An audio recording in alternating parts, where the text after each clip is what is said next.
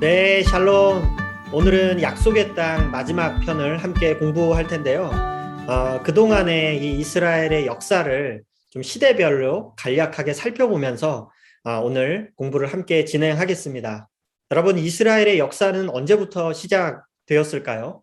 보통 이 이스라엘의 역사는 이스라엘 민족들에게 있어서 가장 중요한 사건이었던 이 시내산 언약에서부터 출발을 합니다. 시내산 언약은 이스라엘 백성이 공식적으로 하나님의 백성이 되었음을 선언하는 언약입니다. 그래서 이스라엘의 역사는 진정한 의미에서 이 시내산 언약에서부터 출발을 한다고 볼 수 있는 것이죠. 왜냐하면 이스라엘 백성들은 이 시내산의 사건을 통해서 그들이 하나님의 백성이 되었다라고 하는 정체성을 갖기 시작했기 때문입니다. 이것을 좀 하나의 나라, 어떤 국가의 관점에서 좀 풀어가 보자면 하나님께서는 애굽에 있는 동안 그들을 생육하고 번성케 하셔서 하나님 백성의 충만한 숫자를 그들에게 허락해 주셨습니다. 그리고 신의 산 언약을 통해서 그들에게 주권을 발급해 주셨죠. 이제는 이집트 식민지로서의 백성이 아니라 하나님의 소유된 백성으로서 그들이 온전한 주권을 이제 소유하게 되었음을 의미합니다. 그래서 국가의 기준에서 볼 때 이미 그들에게는 국가를 이룰 만큼의 충분한 숫자를 소유했고 또한 하나님 나라의 주권을 그들이 소유하게 된 것이죠. 그것이 바로 광야 시대의 이야기입니다. 그리고 이제 정복 시대로 넘어오게 되면 그들에게 남은 한 가지를 해결하게 되죠. 그것이 바로 영토입니다. 이스라엘 백성이 마침내 가나안 땅을 정복하고 가나안 땅을 소유하게 되었을 때 그들은 비로소 국가의 한 형태를 갖추게 됩니다. 바로 국민과 주권, 영토 이 세 가지를 모두 갖춘 하나의 국가로서 그들이 세워지게 되는 것이죠. 그래서 그들은 정복 시대를 통해서 하나의 완전체인 국가를 형성하게 되었다라는 것입니다. 그렇게 이스라엘은 이제 정복 시대를 지나서 사사 시대로 넘어오게 되는데요. 우리가 이미 알고 있는 것처럼 이 사사 시대는 이스라엘의 왕이 없으므로 자기 소견에 옳은 대로 살았던 그러한 무질서와 혼란의 세상이었습니다. 이 말은 바꿔 말하면 모두가 자신이 왕인 것처럼 그렇게 왕노릇하며 살았다는 것을 의미하죠. 그런데 그 결과는 어떠했습니까? 사람들은 도덕적으로 부패했고 종교적으로는 타락했고 사회적으로는 혼란과 무질서의 상태가 되었습니다. 그래서 사람들은 이 사사시대를 종교적 암흑시대라고 부르는 것입니다. 그런데 그 우울하고 암울했던 시대에 피어났던 아름다운 이야기가 하나 있었습니다. 그것이 바로 룻기였죠. 사사들마저 타락했던 그 시대에 이름 없는 한 이방 여인이 그것도 가난하고 과부였던 한 여인이 시어머니를 끝까지 따라가며 여호와 하나님의 신앙을 붙들었을 때 그녀는 예수님의 이 족보에 기록되며 인류 역사에서 위대한 발자취를 남기는 여인이 됩니다. 그래서 여러분 룻기는 소망 없는 시대에 여전히 소망이 있음을 보여주는 그런 약속의 책이기도 한 것입니다. 여러분 룻기의 마지막 장을 기억하고 계신가요? 룻기의 마지막 구절에 보면 이 룻과 보아스를 통해 태어날 장차 위대한 왕 다윗의 이름을 언급하며 갈무리를 하고 있잖아요. 그래서 룻기는 이제 사사시대를 지나 왕정시대가 도래하고 있음을 보여주는 암시를 하고 있다는 것입니다. 그런데 이제 사사시대를 마무리하고 왕이 통치하는 왕정시대를 여는 길목에서 중요한 가교 역할을 했던 인물이 탄생하는데 바로 그 사람이 사무엘입니다. 즉 사무엘은 사사시대와 왕정시대를 이어주는 그런 역할을 했던 인물입니다. 그래서 여러분들이 이 구속사의 흐름을 시대별로 이해할 수 있도록 제가 키워드별로 표를 만들어서 요약을 해봤는데요. 여러분에게 도움이 되었으면 좋겠습니다. 이스라엘 역사에 대한 큰 그림을 그릴 수 있도록 제가 시대별로 키워드를 이렇게 정리해 보았습니다.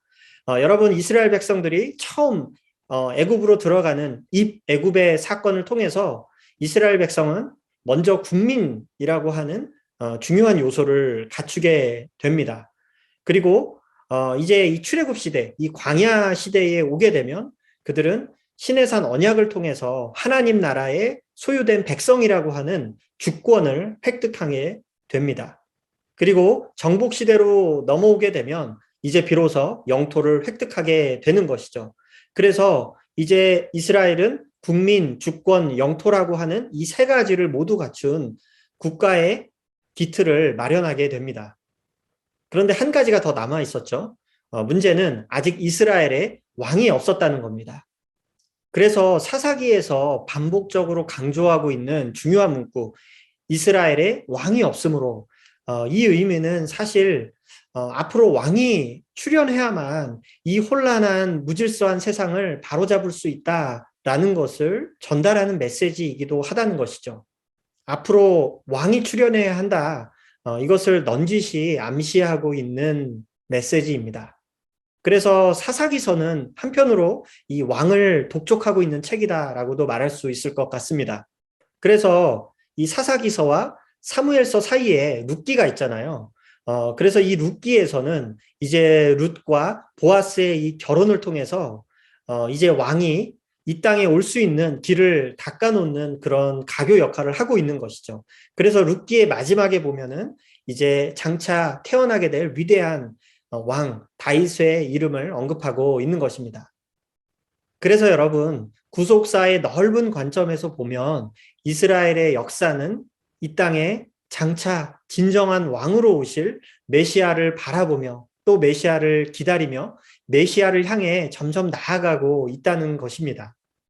이러한 구속사의 흐름을 먼저 이해하면서 사무엘서로 들어가기를 원합니다.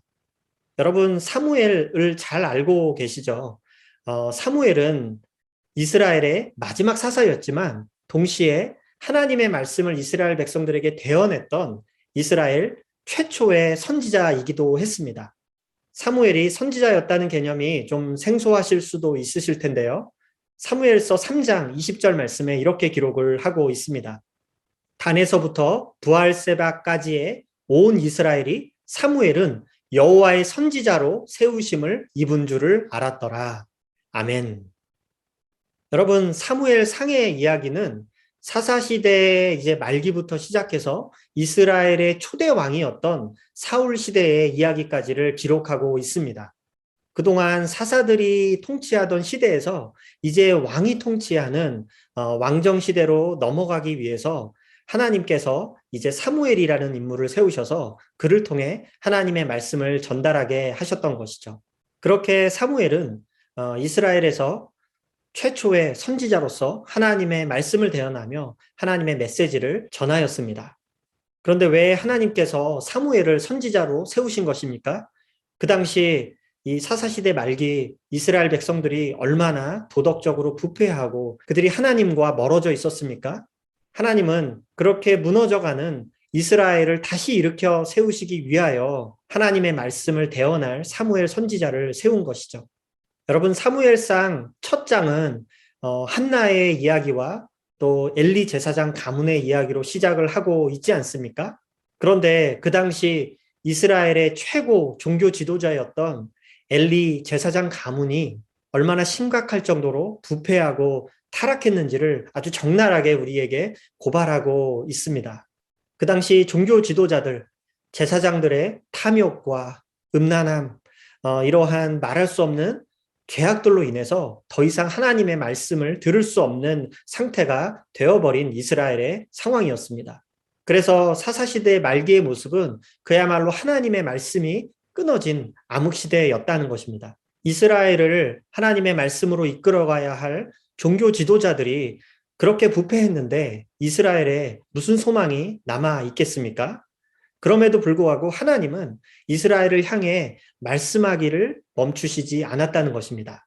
비록 말씀이 아주 드문 희귀한 세상이긴 했지만 하나님은 어린 사무엘을 세워 하나님의 말씀을 이어가시는 것입니다. 사무엘상 3장 1절의 말씀인데요. 아이 사무엘이 엘리 앞에서 여호와를 섬길 때에는 여호와의 말씀이 희귀하여 이상이 흔히 보이지 않았더라. 여기 여호와의 말씀이 희귀하였다는 말은 하나님이 이스라엘 백성에게 더 이상 말씀하시지 않았다는 말이기도 합니다. 그도 그럴 것이 사람들은 모두 자기가 옳다고 생각하는 대로, 자기 소견에 옳은 대로 살아갔잖아요. 하나님의 말씀이 그들의 귀에 들릴 리가 없는 것이죠. 그만큼 이 사사시대의 사람들의 마음이 얼마나 완악해져 있는지 우리가 잘 알고 있습니다. 여러분, 잠언 29장 18절 말씀에 보면 이런 말씀이 있거든요. 묵시가 없으면 백성이 방자히 행하거니와 율법을 지키는 자는 복이 있느니라. 여러분, 여기서 말하는 묵시는 비전을 말하거든요. 그런데 여기 사무엘상 3장 1절에 나와 있는 이상, 이것도 비전입니다. 히브리어로는 같은 단어, 이 하존이라고 하는 단어인데, 히브리어 단어 이 하존, 영어로는 비전, 이것은 하나님이 보여주시는 계시, 그러니까 하나님이 보여주시는 어떤 환상이나 비전을 말합니다. 이것은 다른 말로 하나님의 말씀을 뜻하기도 합니다. 그런데 사무엘이 살아가던 이 시대는 여호와의 말씀이 희귀하여 하나님의 계시, 하나님의 이상이 보이지 않았던 시대였다는 것이죠. 여러분, 잠언이 말하고 있는 것처럼 묵시가 없으면 백성이 방자히 행한다는 말은 우리 인생에 하나님이 보여주시는 계시, 하나님의 말씀이 없으면 우리 인생은 결국 망한다는 뜻입니다. 그런데 여러분, 우리들도 말씀이 희귀한 세상에 살아가고 있습니다. 유튜브에 보면 그렇게 많은 또 설교자들, 또 메시지들이 넘쳐나고 있지만 그것이 우리의 삶을 변화시키는 능력으로 작용하기보다는 그것들이 하나의 컨텐츠로서 우리에게 소비되고 있습니다. 사람들은 더 좋은 설교와 더 좋은 메시지들을 찾아다니지만 여전히 영적으로 갈급하다고 말합니다. 홍수 때에 마실 물이 없는 것처럼 컨텐츠는 넘쳐나지만 말씀은 없는 그런 말씀이 희귀한 세상에서 우리가 살아가고 있는 것이죠. 왜 우리에게 하나님의 음성이 들려지지 않을까? 왜 우리는 하나님의 이 세미한 음성을 듣지 못하는 것일까? 말씀이 희귀한 이 세상에서 우리는 무엇을 해야 할까? 사무엘서의 말씀을 통해서 우리 자신을 돌아보며 생각하기를 원하는데요. 사무엘상 3장 말씀에 엘리의 눈이 점점 어두워가서 잘 보지 못하는 그때에 그가 자기 처소에 누웠고 하나님의 등불은 아직 꺼지지 아니하였으며 사무엘은 하나님의 궤에 있는 여호와의 전 안에 누웠더니 여호와께서 사무엘을 부르시는지라. 그가 대답하되 내가 여기 있나이다 하고 엘리에게로 달려가서 이르되 당신이 나를 부르셨기로 내가 여기 있나이다 하니 그가 이르되 나는 부르지 아니하였으니 다시 누우라 하는지라. 그가 가서 누웠더니 여호와께서 다시 사무엘을 부르시는지라. 사무엘이 일어나 엘리에게로 가서 이르되 당신이 나를 부르셨기로 내가 여기 있나이다 하니 그가 대답하되 내 아들아 내가 부르지 아니하였으니 다시 누우라 하니라. 사무엘이 아직 여호와를 알지 못하고 여호와의 말씀도 아직 그에게 나타나지 아니한 때라. 여호와께서 세 번째 사무엘을 부르시는지라. 그가 일어나 엘리에게로 가서 이르되 당신이 나를 부르셨기로 내가 여기 있나이다 하니 엘리가 여호와께서 이 아이를 부르신 줄을 깨닫고 엘리가 사무엘에게 이르되 가서 누웠다가 그가 너를 부르시거든 내가 말하기를 여호와여 말씀하옵소서 주의 종이 듣겠나이다 하라 하니 이에 사무엘이 가서 자기 처소에 누우니라. 여호와께서 임하여 서서 전과 같이 사무엘아 사무엘아 부르시는지라. 사무엘이 이르되 말씀하옵소서 주의 종이 듣겠나이다 하니 아멘. 네, 하나님께서 이 어린 사무엘을 부르시는 장면을 우리가 함께 살펴보았는데요. 우리가 이 두 가지만 기억했으면 좋겠습니다. 아무리 말씀이 희귀한 세상에서 우리가 살고 있다고 할지라도 하나님께서는 언제나 우리에게 말씀하기를 원하신다는 것입니다. 비록 간헐적이라고 할지라도 하나님은 한 번도 우리에게 말씀하시는 것을 중단하신 적이 없다는 것입니다. 이것이 하나님의 마음인 것이죠. 언제나 하나님께서는 우리에게 자신의 선하신 뜻을 보여주기를 원하고 계시하시며 우리에게 말씀하기를 원하신다. 이것을 우리가 먼저 기억할 필요가 있는 것이죠. 하나님께서 말씀을 중단하신 것이 아니라 우리가 듣지 못하는 것입니다. 그리고 두 번째, 여러분, 우리 안에 하나님의 말씀을 들을 준비가 되어 있어야 한다는 것입니다. 여러분, 우리는 유튜브에 떠돌아다니는 하나의 컨텐츠로서 이 하나님의 말씀을 소비하는 것이 아니라 하나님이 주시는 그 말씀에 내 인생을 전적으로 의탁하고 그 말씀에 순종하며 살아가겠습니다 라고 하는 그런 경건함이, 하나님을 경외하는 그 마음이 우리 안에 있어야 한다는 것입니다. 설교나 성경 공부가 하나의 컨텐츠로서 우리에게 소비되는 것이 아니라 이것이 정말 우리의 삶을 변화시키고 우리의 인생을 이끌어가는 참된 진리라는 것을 우리가 기억하며 그 말씀에 우리가 온전히 순종할 마음의 준비가 되어 있어야 한다는 것이죠. 여러분, 간절히 바라기는 말씀이 그저 소비되는 이 시대에 주여 말씀하옵소서 내가 듣겠나이다. 나에게 무슨 말씀을 하시든지 하나님의 말씀에 온전히 우리의 마음을 기울이며 그 뜻을 좇아 순종의 삶을 살아가는 저와 여러분이 되시기를 간절히 바랍니다. 감사합니다.